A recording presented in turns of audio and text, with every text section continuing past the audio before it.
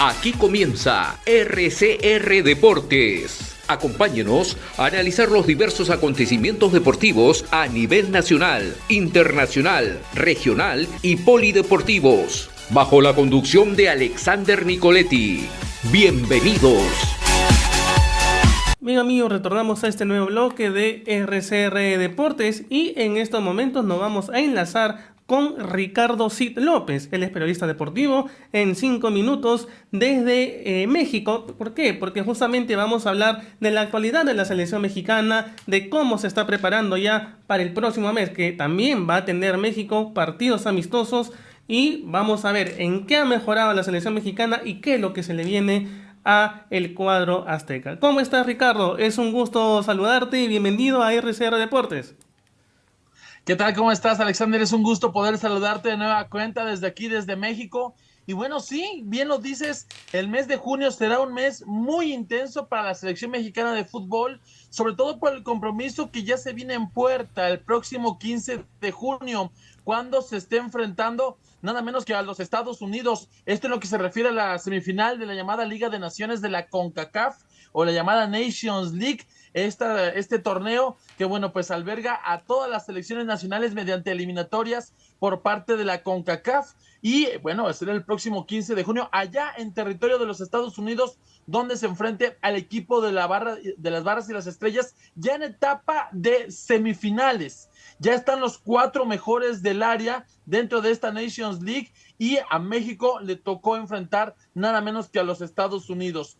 El ganador de ese partido, que es a partido único, bueno, pues estaría enfrentando en la final a la otra llave, que enfrenta directamente a Panamá y a Canadá. Ese partido se efectuará el próximo 18 de junio. En caso de perder ante los estadounidenses, bueno, pues se disputará obviamente el juego por el tercer lugar en esta Nations League, que coronará obviamente al campeón y que, bueno, pues además de este Final Four ya se estaría preparando para junio próximo igual, pero ya unos días más tarde lo que será encarar, Alexander, la Copa Oro en este 2023, arrancando por ahí del 26 de junio también con la participación de México en el Grupo B, Alexander. Y no solamente, Ricardo, es la Copa Oro, ¿no? Sino también va a tener participación en la Copa América, que se va a realizar en Estados Unidos también, que también va a ser importante este torneo, donde justamente 3 países que son sedes del próximo Mundial van a estar también ahí. Sí, es revestir todo eso, ¿no? Es una serie de torneos, de competencias que se le vienen a la selección mexicana, esta de la Liga de Naciones, la Copa Oro, ya posteriormente la Copa América, como bien lo dices, donde ya estaría incluido los Estados Unidos, estaría incluido Canadá y por supuesto la selección mexicana de fútbol. Y es la verdad un deseo, es un interés y es un anhelo que se tiene. No sé si los Estados Unidos o Canadá o algún otro país de la CONCACAF, pero desde hace mucho tiempo el fútbol mexicano, sobre todo en lo que se refiere a directivos, en lo que se refiere a medios de comunicación y a la afición, el anhelo de regresar de nueva cuenta a jugar a una justa tan importante en el continente y sobre todo en la región sudamericana como lo es la Copa América, el enfrentarte obviamente a las mejores selecciones del continente, enfrentarte a todas ellas, pues te da un fogueo, una preparación pues mucho, mucho más grande de lo que la verdad es cierto México puede enfrentar rozándose pues con las selecciones de la propia CONCACAF, Alexander. Así es, y vamos a ver cómo ha mejorado también la selección mexicana, ¿no? Para ti, Ricardo, el México de antes, a comparación a este México que ya ha tenido algunos partidos amistosos también, ¿en qué ha mejorado y qué es lo que falta mejorar para ti? Definitivamente, mira, te seré sincero, creo que la selección mexicana de fútbol ha sufrido un terrible estancamiento. Ya no hablemos tanto de las selecciones con las que cuando jugaba Copa América podía tener, o incluso a nivel de clubes, jugó mucho menos tiempo Copa Sudamericana, pero sobre todo Copa Libertadores. El crecimiento exponencial que tuvieron los clubes mexicanos, los jugadores mexicanos que luego eran los que abastecían a la selección mexicana de fútbol, era muy grande, era muy importante y eso se daba cuenta.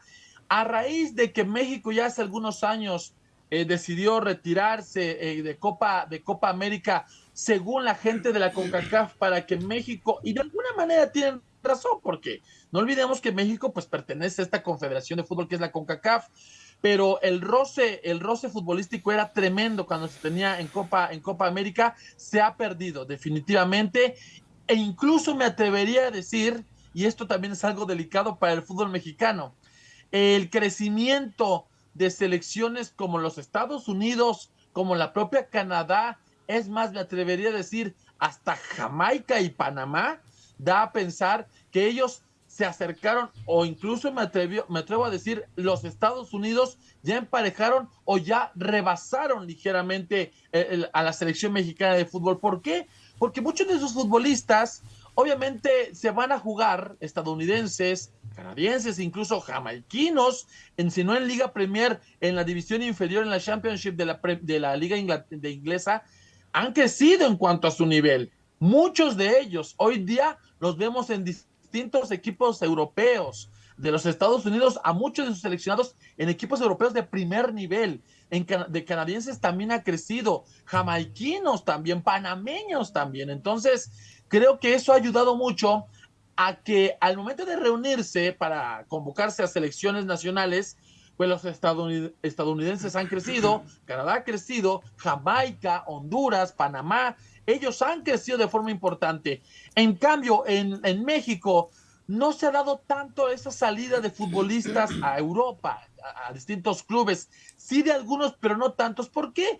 Porque no se atreven a jugársela en el fútbol europeo, en un club en donde quizás pueden percibir menor sueldo que incluso en varios clubes mexicanos, como los equipos hoy en día regiomontanos, ¿no? Rayados de Monterrey, Tigres, los ya ampliamente conocidos como América, que ya no tanto le ha invertido en los últimos tiempos, y demás. Entonces, prefieren ganar o mantenerse en el país con esos montos económicos que irse a Europa en equipos medianos aparentemente, pero en donde el crecimiento en calidad futbolística individual sería mucho mayor a quedándose aquí. ¿Qué era lo que quedaba como gran refugio?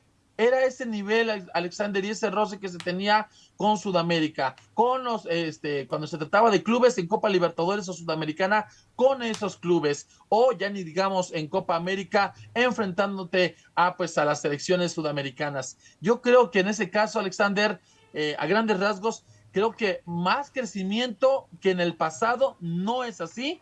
Creo que el fútbol mexicano, en cuanto a selecciones mexicanas se refiere, está sufriendo un terrible estancamiento.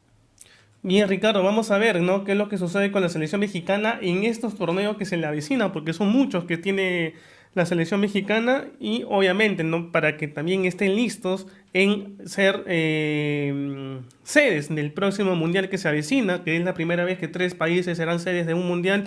Así es que México tiene que hacer muchas cosas, ¿no? Mejorar muchísimo para tener una buena participación y ser protagonistas, obviamente, del mundial que están organizando con Canadá y Estados Unidos. Sí, es una realidad, es mucho el trabajo, Alexander, que se tiene que hacer, no vamos muy lejos. Hoy en día la Federación Mexicana de Fútbol está pasando por una transición, un cambio. ¿Por qué te lo digo? ¿Por qué se los digo, amigos? De hecho, el día de ayer hubo una reunión en las oficinas de la Federación Mexicana de Fútbol en Toluca, Estado de México, muy cercano a la Ciudad de México, que es la capital del país, y donde en Toluca están las instalaciones de la Federación Mexicana de Fútbol.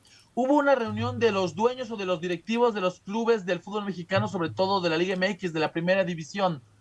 Esto para definir, mediante votación, quién sería el nuevo presidente de la Federación Mexicana de Fútbol en sustitución de John de Luisa, que hace unos meses anunció su retiro como federativo, que ya no iba a reelegirse para seguir al frente de la Federación Mexicana de Fútbol. Ayer se hizo oficial, John de Luisa ya salió, él seguirá como miembro directivo incluso para la CONCACAF en cuanto a la organización se refiere para el Mundial de Fútbol del 2026, como tú lo comentas, él está en ese puesto. Pero ayer por decisión unánime, según en esas reuniones a puerta cerrada, a piedra y lodo que hacen los dueños del fútbol mexicano, se designó a Juan Carlos Rodríguez Vaz como nuevo presidente de la Federación Mexicana de Fútbol, Ha tenido diversos cargos, le llaman aquí en México la bomba, ¿por qué? No me preguntes, pero así le llaman a Juan Carlos Rodríguez Vaz. Pero bueno, él ha tenido distintos cargos. Él de hecho fue parte de la organización, o fue el lazo entre CONCACAF y CONMEBOL para la organización de la Copa América Centenario del 2016. Fue parte importante. También ha tenido que ver en temas, por ejemplo, no vayamos muy lejos. Él fue trabajador durante mucho tiempo de una compañía televisora que se conoce pues en todo el continente como lo es Grupo Televisa, y actualmente en esa fusión con Univisión TUDN. Él fue también directivo de aquella situación, y más recientemente, imagínate, él fue gestor no únicamente de cosas del fútbol, sino también del fútbol americano. Él tuvo que ver en las negociaciones para que los partidos de la NFL regresaran a México a jugarse después de esta pandemia de COVID. Entonces, ha tenido distintos cargos administrativos, tanto en el fútbol como en el fútbol americano. Ahora le encomiendan ser presidente de la federación. Vamos a ver qué nuevos rubros o qué nuevas pautas se establecen. Ayer hubo distintos acuerdos para ciertas cosas que están haciendo en el torneo mexicano, del famoso repechaje que ya no se va a jugar, o fase final, como le llaman ahora, de 12 equipos y no va a ser de 10. Luego que del lugar 1 al 6 de la tabla general pasan directo a los cuartos de final, y del lugar 7 al 10 van a jugar como una mini reclasificación. Una serie de inventos y de ideas que la verdad uno no llega a entender. No hay ascenso, no hay descenso, que ese es otro punto importante también, Alexander. A excepción, creo que de la MLS en los Estados Unidos, ninguna liga de fútbol profesional en el mundo carece de ascensos y descensos, solamente en México, y esto también ha provocado estancamiento. O sea, son distintas cosas que uno a veces no entiende, que lejos de marcar una prosperidad, marcan un estancamiento, pero eso sí, les aseguro, muchos billetes verdes, mucho dinero de por medio para que se llenen las arcas de la federación. Bien, Ricardo, ha sido un gusto nuevamente tenerte aquí en el programa. Muchísimas gracias, ¿no?, por haber aceptado esta invitación, de haber hablado un poquito de la selección mexicana, de lo que se le viene el próximo mes, y seguramente vamos a seguir hablando de la selección mexicana, de lo que vaya a ser en el próximo mes, y obviamente ya muy encaminados para el Mundial que se avecina, que va a ser en el año 2026. Muchas gracias, Ricardo, nuevamente por estar el día de hoy en el programa. Alexander, como siempre, un gusto, un abrazo para todos ustedes hasta allá, hasta Perú, un abrazo, y estamos en comunicación. Saludos desde México. Un fuerte abrazo, Ricardo, muchas gracias. Esto fue RCR Deportes. Retornamos mañana con más información del mundo deportivo.